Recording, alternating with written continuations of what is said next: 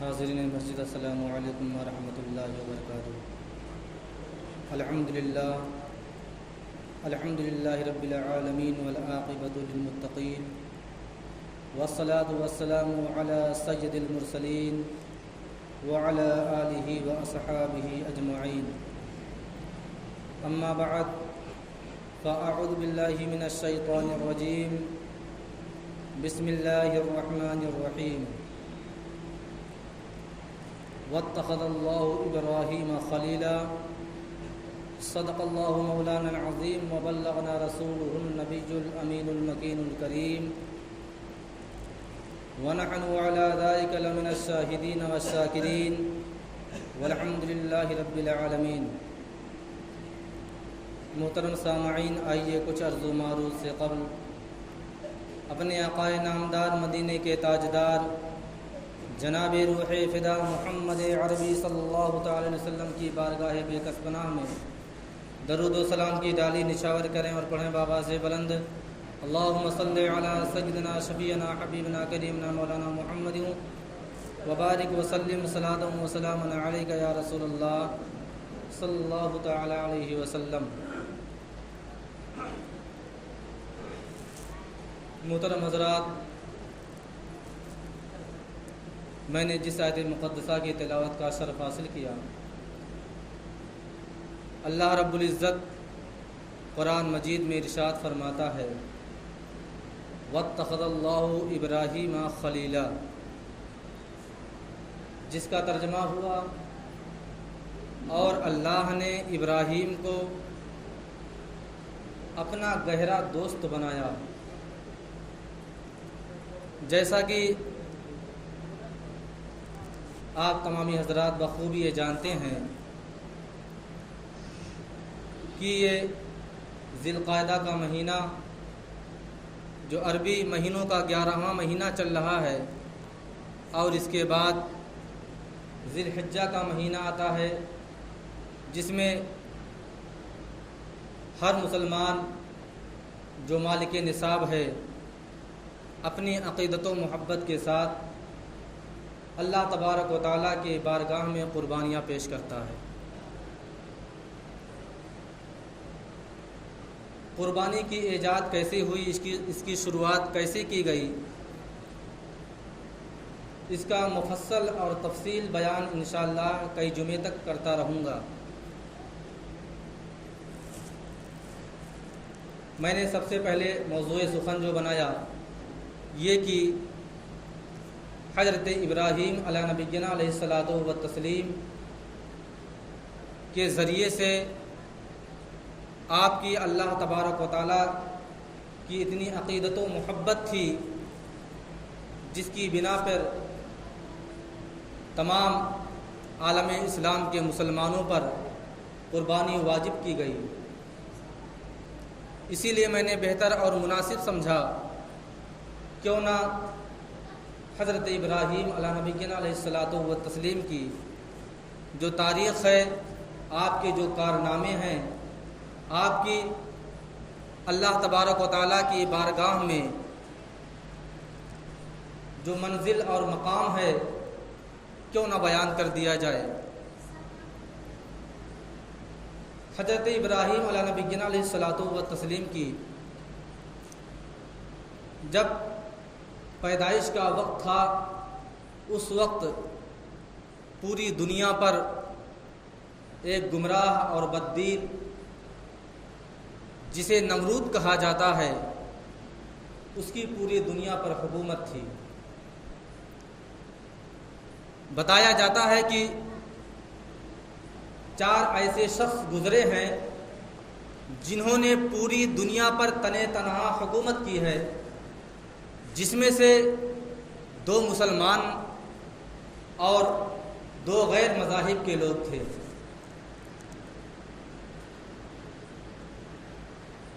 مسلمانوں میں حضرت سلیمان علیہ السلام اور دوسرے سکندر ذوالقرنین رضی اللہ تعالیٰ عنہ کی ذات بابرکات ہے، اور غیر مذاہب میں نمرود بن کنعان کا نام آتا ہے، اور دوسرے نمبر پر بخت نصر کا نام آتا ہے۔ یہ 4 ایسے افراد ہیں جنہوں نے تنہا پوری دنیا پر اکیلے بادشاہت کی، پوری دنیا پر تنہا حکومت کی، اور جب نمرود کا زمانہ آیا، جس وقت بتوں کی پوجا کی جا رہی تھی، نہ جانے کتنے خداؤں کو لوگ پوجا کرتے تھے، تو اس وقت اللہ تبارک و تعالیٰ نے اپنے خلیل حضرت ابراہیم علیہ نبینا علیہ الصلوۃ والتسلیم کو اس خاکدان گیتی پر بھیجنے کا ارادہ فرمایا۔ نمرود بن کنعان جو حضرت نوح علیہ نبینا علیہ الصلوۃ والتسلیم کی خاندان سے تھا، جس کا شجرہ یہ ہوتا ہے نمرود بن کنعان بن آدم بن سعان بن حضرت نوح علیہ نبینا علیہ الصلوۃ والتسلیم،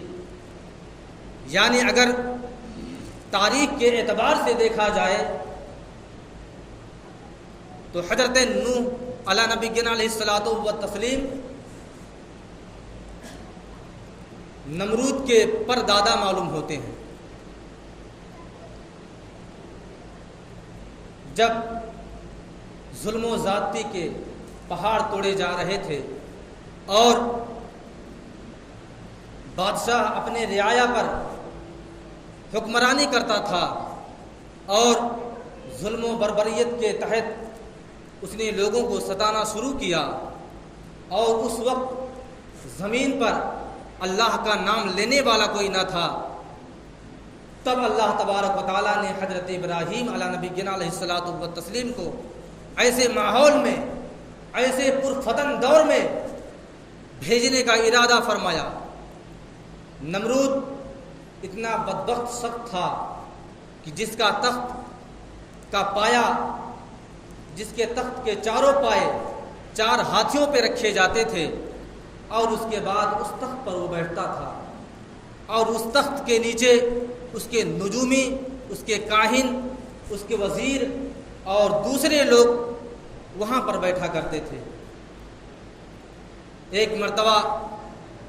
جب نمرود کے نجومیوں کا چہرہ اداس تھا، لوگ سر جھکائے ہوئے بیٹھے تھے، لوگوں کے چہرے پر کوئی رونق نہ تھی، نمرود نے سوال کیا کہ آخر آج اس مجمع میں اتنا سناٹا کیوں ہے، لوگ اداس کیوں بیٹھے ہیں؟ تو چند نجومیوں نے کہا کہ میں نے ستارے کا ملاحظہ کیا ہے، ستارے سے میں نے جو بات پتہ لگائی ہے اس سے یہ معلوم ہوتا ہے کہ 3 دن اور 3 راتوں میں ایک اللہ کا کوئی برگزیدہ بندہ اپنے باپ کے صلب سے نکل کر کے کسی ماں کے شکم میں روپوش ہو جائے گا، یعنی حضرت ابراہیم علیہ نبینا علیہ الصلوۃ والتسلیم کے آنے کی شہادت دے رہے تھے۔ نمرود نے جب سنا تو اپنے نجومیوں سے سوال کیا آخر وہ آئے گا تو کرے گا کیا؟ نجومیوں نے کہا کہ تارے اور ستارے تو یہ بتاتے ہیں کہ تیرے تخت کو تاراج کر دے گا، تیرے تخت کو مٹا دے گا، تیری بادشاہت ختم ہو جائے گی۔ ایک اللہ کا ایسا برگزیدہ بندہ آ رہا ہے جو اپنے باپ کے صلب سے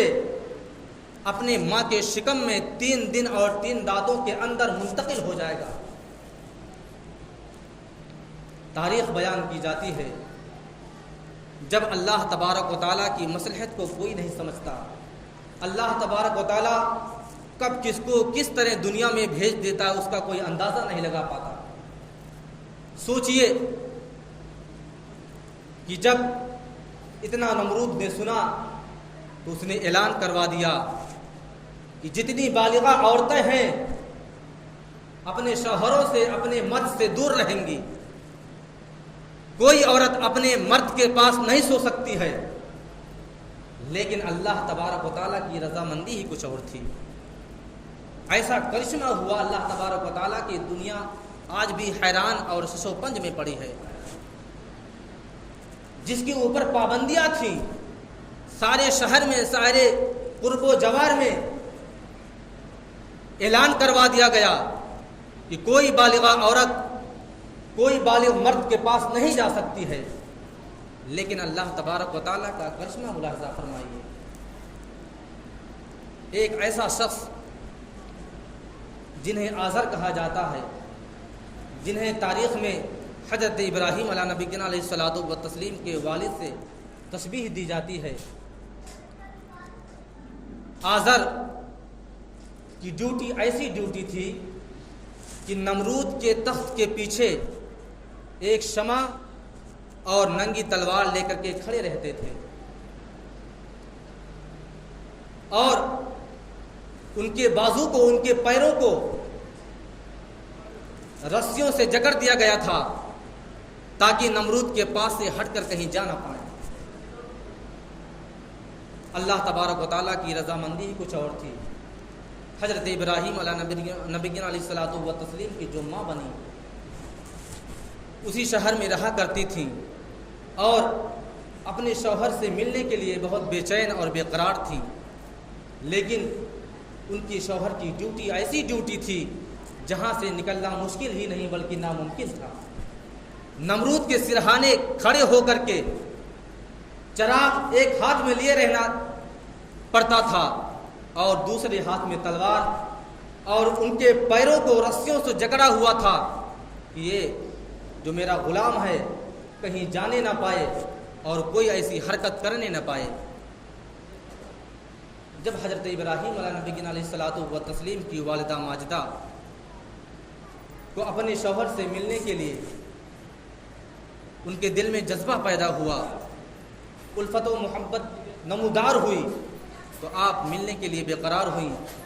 اور آدھی رات کے وقت اپنے گھر سے نکل کر کے جب نمرود کے محل میں پہنچتی ہیں تو کیا دیکھتی ہیں؟ سارے غلام، سارے نوکر چاکر غفلت میں پڑے ہوئے ہیں، سارے لوگوں کو ایسی نیند طاری ہو گئی ہے کہ اٹھنے کا نام ہی نہیں لے رہے ہیں۔ حضرت ابراہیم علیہ نبینا علیہ الصلوۃ والتسلیم کی والدہ ماجدہ نمرود کے دروازے تک پہنچ جاتی ہیں، اور جب ان کے شوہر آزر نے دیکھا تو چونک پڑتے ہیں اور کہتے ہیں اتنے وقت، اتنی رات کو تم یہاں کیسے آئی؟ کوئی دیکھ لیا تو قتل کر دی جاؤ گی، مار دی جاؤ گی، اور میرا بھی سر تن سے جدا کر دیا جائے گا۔ بہرحال حضرت ابراہیم علیہ نبینا علیہ الصلوۃ والتسلیم کی والدہ ماجدہ بالکل آزر کے قریب میں کھڑی ہو جاتی ہیں۔ اللہ تبارک و تعالیٰ کی مصلحت تھی کہ جو آپ کے پیروں میں رسیاں بندھی ہوئی تھیں، اللہ تبارک و تعالیٰ کے حکم سے کوئی شخص آیا اور آپ کی رسیوں کو کھول دیتا ہے، آپ آزاد ہو جاتے ہیں، اور جو روشن چراغ تھا، جو تلوار تھی، اسی جگہ پر بالکل کوئی دوسرا شخص کھڑا ہو جاتا ہے۔ حضرت ابراہیم علیہ نبینا علیہ الصلوۃ والتسلیم کی والدہ ماجدہ اور آپ کے والد آپس میں الفت و محبت کیے ملے، اور دوسرے دن جب نمرود کا دربار قائم کیا گیا تو نمرود نے پھر اپنے نجومیوں سے پوچھا کہ اے میرے نجومیوں، اب بتاؤ، میں نے تو سارے شہر پر پابندی لگاتی تھی، کیا وہ بچہ جو اپنے والد کے صلب سے نکل کر کے ماں کے شکم میں منتقل ہونے والا تھا، کیا وہ ہو پایا یا نہیں؟ جب نجومیوں نے ملاحظہ کیا، ستاروں کا مشاہدہ کیا، تو کہا حضور جان بخشی کی جائے تو کچھ عرض کروں۔ نمرود نے کہا جاؤ، جان بخشتا ہوں۔ نجومیوں نے اعلان کیا، اے بادشاہ سلامت، وہ تو میں نے 3 دن اور 3 راتیں کہا تھا، آج ہی رات کو وہ اللہ کا برگزیدہ بندہ اپنے والد کے صلب سے نکل کر کے ماں کے شکم میں منتقل ہو چکا ہے۔ نمرود غصے سے تلملا گیا، بھلا کون ایسا شخص ہے جو میری اتنی پابندیوں کے باوجود آپس میں میلاد کر چکے ہیں، اس کا کوئی گواہ ہی نہیں تھا، صرف اللہ تبارک و تعالیٰ ہی جانتا تھا کہ حضرت ابراہیم علیہ نبی علیہ الصلوۃ والتسلیم کی والدہ ماجدہ ان کے والد سے مل چکی ہیں، کسی کو خبر ہی نہ تھی، سارے شہر میں کوئی گواہ ہی موجود نہ تھا، صرف اللہ تبارک و تعالیٰ تنہا گواہ تھا، اس سے کون ثبوت طلب کر سکتا ہے، اس سے کون گواہی مانگ سکتا ہے۔ بہرحال حضرت ابراہیم علیہ نبی علیہ الصلوۃ والتسلیم اپنی ماں کی شکم میں پرورش پاتے رہے، جب 9 مہینے کا وقت گزر گیا تو آپ کو غم لاحق ہوا کہ بچے کی پیدائش کہاں کی جائے۔ آپ رات کے وقت قریب شہر کے قریب میں ایک غار میں چلی جاتی ہیں اور وہیں پر حضرت ابراہیم علیہ نبی علیہ الصلوۃ والتسلیم کی پیدائش ہو جاتی ہے۔ اب چونکہ شیر خواری کا زمانہ تھا، آپ کی والدہ کو غم ستا رہا تھا کہ اگر میں اپنے بچے کو لے کے شہر میں جاؤں گی تو اس کو قتل کر دیا جائے گا، کیونکہ نمرود نے اس سے پہلے بھی اعلان کر دیا تھا کہ جتنے بھی بچے پیدا ہوں گے سارے بچوں کو قتل کر دیا جائے گا، اور سینکڑوں اور ہزاروں بچوں کو قتل کر دیا جا چکا تھا۔ صرف تنہا حضرت ابراہیم علیہ نبی علیہ الصلوۃ والتسلیم جو غار کی تنہائی میں موجود تھے، جو اللہ تبارک و تعالیٰ کے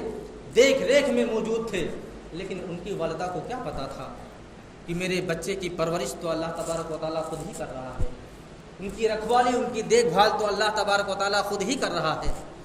آپ کی والدہ کو معلوم نہیں تھا، آپ کی والدہ ایک کپڑے میں لپیٹ کر کے اسی غار میں تنہا چھوڑ کر اپنے گھر واپس چلی جاتی ہیں، لیکن بچے کی محبت آپ کو ستا رہی تھی۔ فوراً حضرت جبریل علیہ نبی علیہ الصلوۃ حضرت جبریل علیہ السلام تشریف لاتے ہیں اور آپ کا دونوں ہاتھوں کے انگوٹھے کو آپ کے منہ میں ڈال دیتے ہیں۔ اللہ تبارک و تعالیٰ ایک انگوٹھے میں دودھ پیدا فرماتا ہے اور دوسرے انگوٹھے میں شہد پیدا فرماتا ہے۔